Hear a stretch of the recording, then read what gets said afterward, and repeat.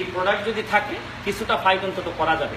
আর আমার একটা বিশ্বাস, আপনারা যারা নিউ ইয়র্কে থাকেন, কারণ পৃথিবীকে নাকি পৃথিবীর বাইরে গেলে পরিষ্কারভাবে দেখা যায়, বাংলাদেশকে আপনারা যতটা সুন্দরভাবে দেখতে পান, আমার মনে হয় আপনারা যদি অ্যাডভাইজারি রোল প্লে করেন, কারণ আওয়ামী লীগের একটা আমার কাছে মনে হয়েছে ব্যক্তিগত অভিজ্ঞতায়, আওয়ামী লীগ যখন ক্ষমতায় থাকে বিরোধী দল অকার্যকর থাকার কারণে পুরো দেশটা আওয়ামী লীগ ভয় মনে হয়। এই কারণে অনেক লোক ভুলেই যান যে সময় খারাপ আসতে পারে। আর ট্রাইব্যুনালের প্রসিকিউটর হিসাবে আমি আপনাদেরকে বলে যাচ্ছি, যদি কোনো কারণে আওয়ামী লীগ ফল করে, তাইলে আমি আপনাদেরকে সাক্ষী দিয়ে যাচ্ছি, আমরা তো বাঁচবই না। আপনারা যারা আমেরিকাতে আছেন, কোনোদিন যদি বাংলাদেশে যান, আপনাদেরও বহু নাম লিস্টেড আছে যে আপনারাও বাঁচবেন না। কারণ এখন আওয়ামী লীগ পরবর্তীতে কোনোদিন যদি বিরোধী দলে যায়, সময় দিয়ে রাজনীতি তো করা যেত আগে, এখন জীবন দিয়ে রাজনীতি করা যাবে না। এটা আমি আপনাদেরকে অভিজ্ঞতা, আমার ব্যক্তিগত মতামত দিয়ে যাচ্ছি। এই পরিস্থিতিতে আপনারা ব্যবস্থা গ্রহণ করবেন, অবশ্যই আপনারা আমার চেয়ে ভালো জানেন এইখানের পরিস্থিতিতে। ইভেন আব্দুর রাজ্জাক সাহেব আমার জানা মতো উনি আমেরিকাতে থাকেন, ট্রাইব্যুনালের তদন্ত শুরু হয়েছিল ওনার বিরুদ্ধে, উনি পলায়া চলে আসছেন। হ্যাঁ, উনি আমেরিকাতে থাকেন, লন্ডনে গেছেন। তো আপনাদেরকে এইটুকু আমি শুধু বলে যাচ্ছি, উনি যখন ট্রাইব্যুনালে ছিলেন, ওনার সর্বোচ্চ শক্তি দিয়ে ঢাকা ইউনিভার্সিটি থেকে পাশ করা অনেকগুলা শিবিরের অ্যাডভোকেট, যাদেরকে আমরা ঢাকা ইউনিভার্সিটি চিনতেই পারতাম না, মনে করতাম যে এরা বুঝি মুক্তিযুদ্ধের সপক্ষের লোক।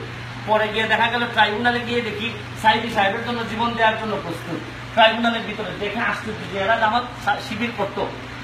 আমার বিশ্বাস যে দেখবেন আমাদের এই জ্যাকসন হাইটে আশেপাশে, আমাদের আশেপাশে এত লোকজন আছে মনে হবে মুক্তিযুদ্ধের সপক্ষের, কিন্তু দেখবেন কখন যে পকেট থেকে চুরি বের করে আপনার গলায় লাগাইবো, এটা বোঝার কোনো কায়দাই নেই।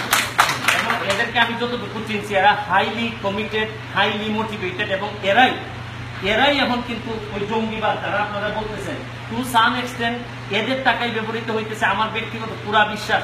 আপনি কি মনে করেন যে মীর কাসেম আলীরে আমরা যে ফাঁসির ব্যবস্থা করতেছি, আগামী 30 তারিখে তার শুনানি হবে, তারই 100 কোটি 200 কোটি 500 কোটি টাকা যাচ্ছে কই? আপনি কি মনে করেন এইগুলা সে অন্তত যাওয়ার আগে আমাদের বিরুদ্ধে ব্যবহার করে যাবে না? এটা 100% থাকে না, এটা ব্যবহার করতেছে আমাদের বিরুদ্ধে, আমাদের লোকগুলারে নষ্ট করতেছে। এদের মেইন কাজই হচ্ছে কি আমাদের ইমানদারদেরকে নষ্ট করা। তো আমি অনেক কথা বুঝে দিচ্ছি, কিছুটা আবেগ প্রবণ, কারণ আওয়ামী লীগ অতটা করি নাই যতটা ট্রাইব্যুনালে যাওয়ার কারণে এখন করতে হয়েছে, কারণ কপালে মিলে গেছে আওয়ামী লীগের সাথে। কারণ শেখ হাসিনা বাঁচলে প্রসিকিউটর আমরা হয়তো বাঁচবো, আমরা কেউই বাঁচবো না, এটা নিশ্চিত হয়ে গেছি আমরা। আমার জন্য দোয়া করবেন, আপনাদের জন্য অনেক বেশি দোয়া রইল। আর জননেত্রী শেখ হাসিনার জন্য দোয়া করবেন যে উনি যেন বেঁচে থাকে। কেন জানি আমার মনে হয় সাচ এ লিডারশিপ, উনি যদি শুধু বেঁচে থাকেন তাহলে আমাদের অনেকগুলো লোক মরে গেলেও কিছু আসে যায় না।